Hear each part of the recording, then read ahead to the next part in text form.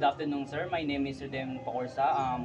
I'm student of Marikina Polytechnic College, taking Bachelor Industrial Technology.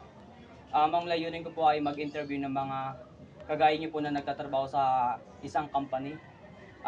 Sir, kamusta po sila? Okay naman. Ako nga pala si Michael Sorbitogan, Ilan taon na po sila? 36. Saan po kung company kayo nagtatrabaho? Sa ngayon sa MKJV, kung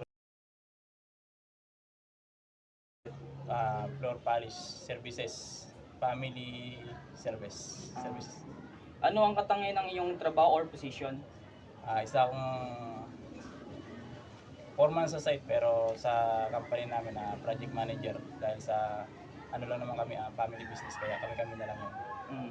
Gaano ka na katagal nagtatrabaho sa isang company? Dito sa company namin na tinayo, mula 2016 hanggang ngayon. Gaano ka na katagal nagtatrabaho sa position na iyon? Matagal na, mula 2016 ako na yung humawak ng grupo namin kasi yung bayaw ko, siya yung nag-finance tapos ako yung bahala sa mga gawain, nagbuo ng tao, kaya matagal na. Okay po. Ano ang product or service na ginagawa mo sa isang company na iyon?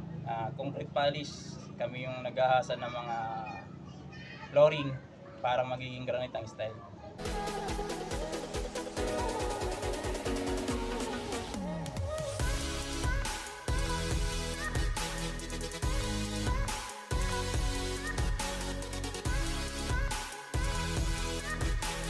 Pakikinisin namin hanggang sa kumintab.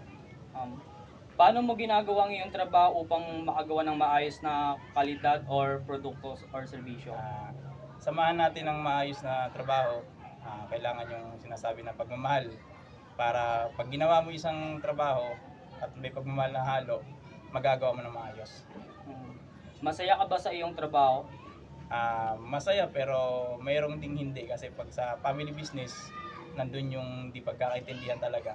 Halimbawa, magtatalo kayo ng kapamilya mo dahil sa kapamilya mo siya, madadama yung trabaho. Gusto niyo po bang manatili sa kumpanyang iyon? Depende. Bakit po? Yun nga, katulad yung sinasabi ko. Pag may hindi pagkakaunawaan yung pamilya, damay yung trabaho. Kaya masaya yung family business pero pag inano nyo sa trabaho at dinama yung trabaho, medyo hindi maganda. Okay po, sir. Last question na po, sir. Ano po yung mga napundar niyo sa company na iyon? Sa ngayon, mayroon akong isang tricycle na ginagamit ng kapatid ko bilang tulong. Walang kapalit. Siya nagtitinda ng isda. Siya nang bahala na magpatakbo. Walang bayad yun. Tapos ito, nakapagpatayo ng sariling bahay. Kahit pa paano. Yun, sir.